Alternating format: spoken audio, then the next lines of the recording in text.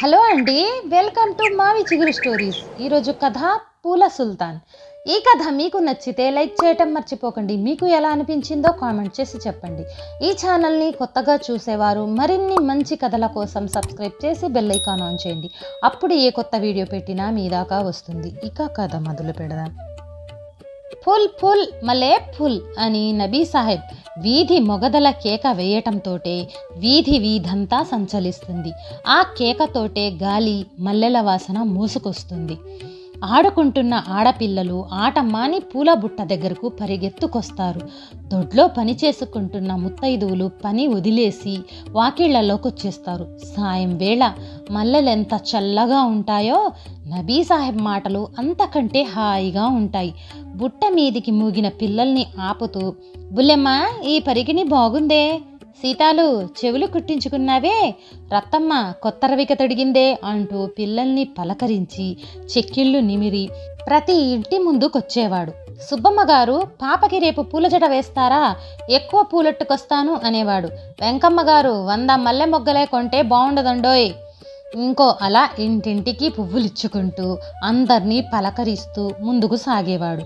పండు ముత్తైదువులు, మధ్య వయస్సు వాళ్ళు, పడుచు అందగత్తెలు, కొత్త కోడళ్ళు, కన్నెపిల్లలు విచ్చిన కళ్ళతో మల్లెలు చూసుకుంటూ జడల్లో తురుముకోగా వాళ్ళ ముఖాల్లో వెలిగిన దీపాలు ఆ కొత్త వెలుగు చూసి సంబరపడిపోయేవాడు నబీ సాహెబ్. వీధిలో ఆఖరి ఇల్లు సీతప్పది.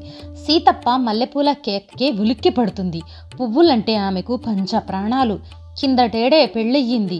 నుదుట ఇంత పెద్ద బొట్టు, మిలమిల్లాడే కళ్ళు, జడలో మల్లెపూలు పెట్టుకుంటూ ఒళ్ళంతా పులకరించిపోయేటంత పువ్వులాంటి మనసు సీతప్పది. నబీ సాహెబ్కి సీతప్పను చూస్తే సొంత అప్పని చూసినట్లుంటుంది. అప్ప 2 మూరలు ఇస్తాను. వద్దొద్దు, 1 మూర చాలు అంది సీతప్ప. నబీ సాహెబు, డబ్బులు అయ్యకాడ తీసుకుంటాలే, తీసుకో అప్ప అంటూ 2 మూరల దండ, కాసిన్ని విడిపూలు కూడా ఇస్తూ, వచ్చే ఏడు పూల జడేసుకుని సూడిదలు చేసుకోవాలప్పో అంటే సీతప్ప సిగ్గుపడిపోయి విడిపూలు వాసన చూసి దండ జడలో తురుముకొని లోపలికెళ్ళిపోయింది. సీతప్ప నల్లటి పొడవాటి జడలో మల్లెదండ చంద్రవంకలా మెరిసింది. తృప్తిగా ఇంటి ముఖం పట్టిన నబీ సాహెబ్ అనుకున్నాడు, ఆడపుట్టకి బొట్టు పూలు, సూర్యుడు చంద్రుడు. గుడిసెలోకి రాగానే, వచ్చావా సర్కార్ అంది ఫాతిమా. ఫాతిమా భర్తని సర్కార్ అంటుంది. నబీ సాహెబ్ భార్యని బేగం అని ఆప్యాయంగా పిలుస్తాడు. 10 ఏళ్ల నుంచి కాపురం చేస్తున్నా వాళ్ళింకా పడుచుజంటే. ఒకే శ్వాస, ఒకే ప్రాణం. భార్య కోసం మిగిల్చిన పూలు ఫాతిమా దోసట్లో పోశాడు నబీ. క్షణాల్లో దండగుచ్చుకొని తల్లో తురుముకొని భర్తకెదురుగా కూర్చుంది. పూలు పెట్టుకున్న భార్య ఎదురుగా కూర్చుంటే నబీకి అన్నం నీళ్లు అక్కర్లేదు. అలాగా వెన్నెట్లో కూర్చున్నారిద్దరూ. వెన్నెలకి మల్లెలు విచ్చుకుంటుంటే ఫాతిమా చెయ్యి తన చేతిలోకి తీసుకుని చంద్రుణ్ణి చుక్కల్ని చూస్తూ పూల పల్లకిలో ఊరేగుతున్న ఆనందం అనుభవించాడు నబీ సాహెబ్. మల్లెపూల సీజన్ అయిపోతే మరి ఆ ఊళ్ళో ఉండడతను. ఇంకొక ఊరు కూలికి వెళ్ళిపోతాడు. మళ్ళీ వసంత వేళ తిరిగొస్తాడు. సంవత్సరం తిరిగింది. ఫుల్ ఫుల్ మలే ఫుల్. మళ్ళీ నబీ సాహెబ్ కేక.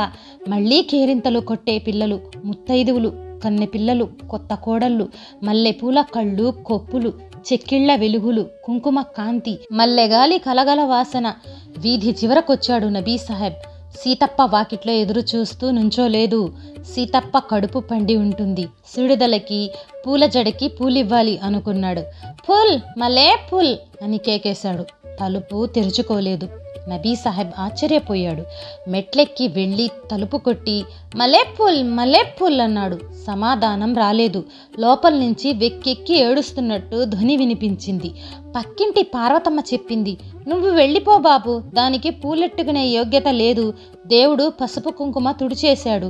ఒట్టి మనిషి కూడా కాదు పాపం, ఎట్టా బతుకుతుందో. పక్కింటికెళ్ళి కుంకుమ తెచ్చి నుదుట పెట్టుకుంది. వెన్నెట్లో మెరుస్తున్న ఆ బొట్టు చూస్తూ, నా బేగానికి కూడా పూలు పెట్టుకునే రాత లేకపోతేను అనుకున్నాడు నబీ. ఎవరో చళ్ళున చచ్చినట్లయింది. గుండె జారిపోయింది. కళ్ళు ధారలవుతున్నాయి. తనకి పూలు ప్రాణం.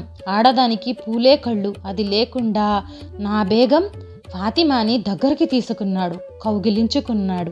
ఆ శరీరం, ఆ వాసన, ఆ పూలు, అవి అతని గుండె చప్పుళ్ళు. ఫాతిమాని దగ్గరకు హత్తుకున్నాడు. దగ్గరగా, మరింత దగ్గరగా. ఆ కౌగిలింతా విడిపోకూడదన్నట్టుగా. నబీ సాహెబ్ మరి ఇక లేవలేదు.